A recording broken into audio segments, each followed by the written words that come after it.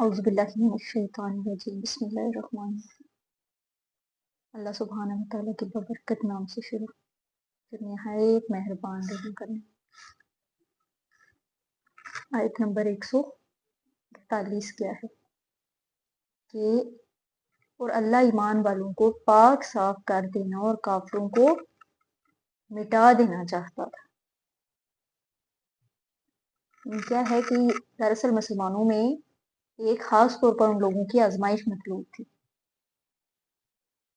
تو کیا ہے جو ابھی تازہ تازہ ایمان لائے تھے ان میں سے کچھ پختہ ایمان والے تھے، کچھ کمزور ایمان والے، کچھ منافق بھی تھے۔ تو اللہ نے کیا چاہا کہ کمزور ایمان والے بھی پوری طرح پختہ ہو جائیں۔ اب یہ پیچھے والی آیات جو ہم 140 اور 139 پڑھ چکے ہیں اس کے ساتھ ہی ریلیٹ کر دی، یہ آیت بھی ریلیٹ کر رہی ہے۔ اللہ نے چاہا کہ اگر کوئی منافق ہے تو وہ اہل ایمان سے کٹ جائے، یعنی سب کو چھانٹ کر الگ الگ کر دیا جائے۔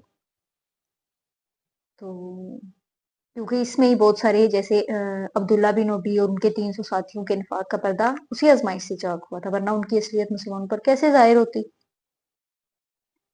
آیت نمبر 142 کیا ہے کہ کیا تم یہ سمجھ بیٹھے ہو کہ تم سیدھے جنت میں داخل ہو جاؤ گے، حالانکہ ابھی اللہ نے یہ تو دیکھا ہی نہیں کہ تم میں سے کون لوگ اس کی راہ میں جانیں لڑانے والے اور صبر کرنے والے ہیں۔ یعنی گویا ابھی آزمائش باقی ہے، ابھی امتحان اور بھی ہیں، ابھی اس راستے میں اور کڑی سے کڑی منزلیں آنے والی ہیں۔ یعنی بغیر قطار اور بغیر شدائد کی آزمائش کے جنت میں چلے جاؤ گے نہیں، بلکہ جنت ان لوگوں کو ملے گی جو آزمائش پر پورے اتریں گے۔ جیسے دوسرے مقام پر فرمایا سورہ بقرہ کی آیت نمبر 214 ہے کہ کیا تم نے گمان کیا کہ تم جنت میں چلے جاؤ گے اور ابھی تم پر وہ حالت نہیں ہے جو تم سے پہلے لوگوں پر آئی تھی، انہیں تنگ دستی اور تکلیفیں پہنچی اور وہ خوب ہلائے گی۔ اب مزید آگے ہم پڑھیں گے سورہ العنکبوت کی آیت ہے کہ کیا لوگ گمان کرتے ہیں کہ انہیں صرف یہ کہنے پر چھوڑ دیا جائے گا کہ ہم ایمان لائے اور ان کی آزمائش نہ ہوگی۔ تو یہ اسی سے ریلیٹیو آیت ہے کہ یہ ابھی تو بہت ساری آزمائشیں باقی ہیں۔ آیت نمبر 143 کیا ہے کہ تحقیق تم جنگ سے پہلے موت کی خواہش کرتے تھے، چنانچہ پس اب تم نے اسے اپنی آنکھوں سے اپنے سامنے دیکھ لیا۔ اب یہ مضمون اس سے پہلے سورہ بقرہ میں بھی گزر چکا ہے، اب یہاں موضوع کی مناسبت سے پھر بیان کیا جا رہا ہے کہ جنت کیوں ہی نہیں مل جائے گی، اس کے لیے پہلے تمہیں آزمائش سے گزرنا، کہ تم تو موت کی تمنا کر رہے ہو، لیکن کیا ہے کہ اس کے لیے تمہیں آزمائشوں سے گزر۔ اب یہ جو نئے نئے ایمان لائے تھے نا، یہ ان کی طرف منسوب ہے، ان میں سے بھی جو خاص طور پر نوجوانوں نے کہا تھا کہ ہمیں تو شہادت چاہیے کہ ہم کھلے میدان میں جا کر دشمن کا مقابلہ کریں گے۔ ان کے جذبات پر تھوڑا سا تبصرہ ہو رہا کہ اس وقت تو وہ جوش قتال اور شہادت کے ذوق کا اظہار کر رہے ہیں، لیکن اب تم نے موت دیکھ لی ہے تو یہ موت جسے انسان اتنی آسانی کے ساتھ قبول نہیں کرتا، ابھی تمہاری آزمائشیں باقی ہیں۔ 144 ہے آیت نمبر کہ محمد اس کے سوا کچھ نہیں کہ بس ایک رسول ہیں، ان سے پہلے بہت سے رسول گزر چکے، اگر ان کا انتقال ہو جائے یا یہ شہید ہو جائیں تو کیا تم اسلام سے اپنی ایڑیوں کے بل پھر جاؤ گے؟ جو کوئی اپنی ایڑیوں کے بل پھر جائے گا تو وہ اللہ کا کچھ بھی بگاڑ نہ سکے گا۔ یعنی محمد صلی اللہ علیہ وسلم ہی رسول ہیں، یعنی ان کا امتیاز بھی وصف رسالت ہی ہے، یہ نہیں کہ وہ خدائی صفات سے متصف ہوں کہ انہیں موت سے دوچار نہیں آنا پڑے گا۔ تو اب غزوہ احد کے دوران جب یہ افواہ اڑ گئی نا کہ محمد صلی اللہ علیہ وآلہ وسلم کا انتقال ہو گیا تو بعض لوگ بہت دل گرفتہ ہو گئے کہ اب ہم کس لیے جنگ لڑیں گے۔ یہ کیفیت حضرت عمر پر بھی طاری ہو گئی۔ آپ صلی اللہ علیہ وسلم نے آپ رضی نے حضرت عمر نے رسول صلی اللہ علیہ وسلم کی وفات کی خبر سن کر تلوار پھینک دی اور دل برداشتہ ہو کر بیٹھ کے کہ اب ہم نے جنگ کر کے کیا لینا ہے. اب یہ اس پہ ہے کہ تمہارا یہ رویہ کہ محمد صلی اللہ علیہ وسلم اس کے سوا کچھ نہیں ہے کہ وہ اللہ کے رسول ہیں، وہ معبود تو نہیں. تم ان کے لیے جنگ نہیں کر رہے بلکہ تم اللہ کے لیے لڑ رہے ہو، اللہ کے دین کے لیے، اللہ کے دین کے غلبے کے لیے اپنی جان و مال قربان کر رہے ہو. محمد تو رسول صلی اللہ علیہ وسلم ہیں، اللہ کے رسول ہیں. اس سے پہلے بھی بہت سے رسول، تو کیا ان کا انتقال ہو جائے گا یا وہ قتل کرنی ہے تم لوگ رائے حق سے پھر جاؤ گے؟ کیا یہی تمہارے دین اور ایمان کی حقیقت ہے؟ تو جو کوئی بھی اپنی ایڑیوں سے پھر جائے گا تو وہ اللہ کا تو کچھ بھی نہیں نقصان کرے گا. یاد رکھو، جو پھر جائے گا وہ اپنا ہی نقصان کرے گا، اللہ کا کچھ نہیں بگاڑ سکے گا.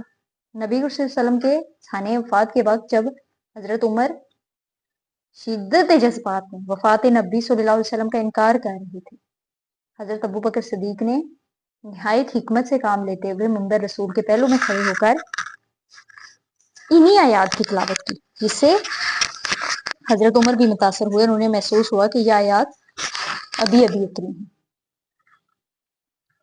آیت نمبر 145 کیا ہے کہ اور کوئی جاندار اللہ کے حکم کے بغیر مر نہیں سکتا. اس نے موت کا وقت لکھا ہوا ہے، اور جو کوئی دنیا کا بدلہ چاہتا ہو تو ہم اسے دنیا میں ہی کچھ دے دیتے ہیں، اور جو کوئی آخرت کا بدلہ چاہتا تو ہم اسے اس میں سے کچھ دے دیتے ہیں، اور ہم شکر ادا کرنے والوں کو اچھی جزا دیں. اب ہر ایک کی موت کا وقت تو طے ہے. انسان کی بہترین محافظ خود اس کی موت ہے. کسی انسان کا جو وقت مقرر ہے موت کا، اس سے پہلے تو کوئی موت نہیں لا سکتا. اب یہ کمزوری اور بزدلی کا مظاہرہ کرنے والوں کے حوصلوں میں اضافہ کرنے کے لیے کہا جا رہا ہے کہ موت تو اپنے وقت پر آ کر رہے گی، پھر بھاگنے یا بزدلی دکھانے کا کیا فائدہ. اس طرح تو محض دنیا طلب کرنے سے تو کچھ دنیا تو مل جاتی ہے، لیکن آخرت میں ان کا کوئی حصہ نہیں ہوتا. اس کے برعکس جو آخرت کے طالب ہیں ان کو آخرت میں اخروی نعمتیں ملی. دنیا بھی اللہ تعالیٰ انہیں عطا فرماتا ہے، اور آگے مزید حوصلہ افزائی اور تسلی کے لیے پچھلی انبیاء اور ان کے پیروکاروں کے صبر اور استقامت ثابت قدمی کی مثالیں بھی دی جا رہی. ہم شکر ادا کرنے والے کو اچھی جزا دیں گے. اللہ تو شکر ادا کرنے والوں کو اللہ کے ہاں تو ان کی بڑی جزا ہے، اجر ہے. آیت نمبر 146 کیا ہے، اور کتنے ہی نبی گزرے جن کے ساتھ مل کر بہت سے اللہ والوں نے جہاد کیا. انہیں اللہ کی راہ میں جو تکلیفیں پہنچی انہوں نے ہمت نہ ہاری اور نہ کمزوری دکھائی اور نہ وہ دبے، اور اللہ صبر کرنے والوں کو پسند کرتا ہے. یعنی ان کو جو جنگ کی شدتوں میں پست ہمت نہیں ہوئے اور کمزوری نہیں دکھائی، بلکہ انہوں نے اللہ کی راہ میں جہاد کیا، اللہ کی راہ میں تکلیفیں اٹھائی. اب یہ ہم پہلے بھی پڑھ چکے ہیں، یہاں پھر دہرائے جا رہے ہیں، کیونکہ جنگ احد کی شکست سے فائدہ اٹھاتے کفار یا منافقین کو یہ مشورہ دے رہے تھے، منافقین مسلمانوں کو، کہ تم اپنے آبائی دین کی طرف لوٹ آؤ. ایسے میں مسلمانوں کو کہا گیا کہ کافروں کی جو اطاعت ہے وہ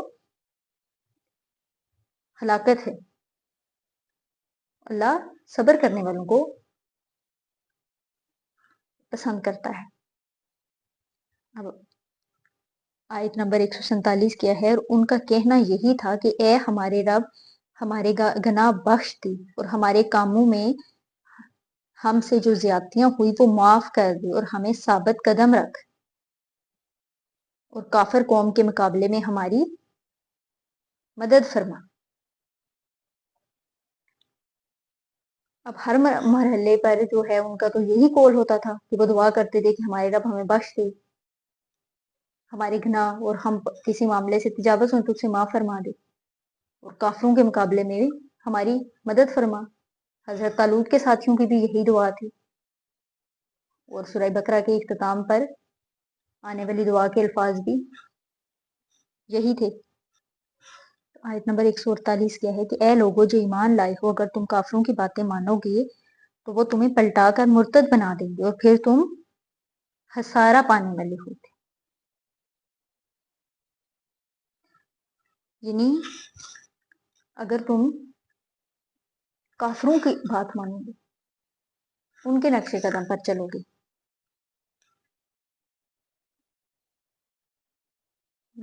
یہ ہم آیت نمبر 149 پڑھ رہے ہیں، سوری 148 آیت نمبر ہے کہ اے لوگو جو ایمان لائے ہو، چنانچہ اللہ نے 148 ہے کہ چنانچہ اللہ نے انہیں دنیا میں ثواب دیا اور آخرت میں بھی بہت اچھا ثواب دیا، اور اللہ نیکوکاروں کو پسند کرتا ہے۔ یعنی گویا وہ لوگ جنہوں نے اللہ کے لیے جنگیں لڑی، اللہ کے راستے میں خرچ کیا، اللہ کی دین پر ڈٹے رہے، تو ان لوگوں کو اللہ نے دنیا کا بھی ثواب عطا کر دیا۔ جو آخرت مانگتے ہیں ان کو آخرت کے ثواب کا بھی بہت ہی عمدہ حصہ عطا کیا، انہیں دنیا کی سربلندی اور فتوحات سے بھی نوازا، آخرت بھی کبھی بہترین اجر عطا فرمایا، اور اللہ ایسے ہی محسنین کو، احسان کرنے والوں کو پسند کرتا ہے۔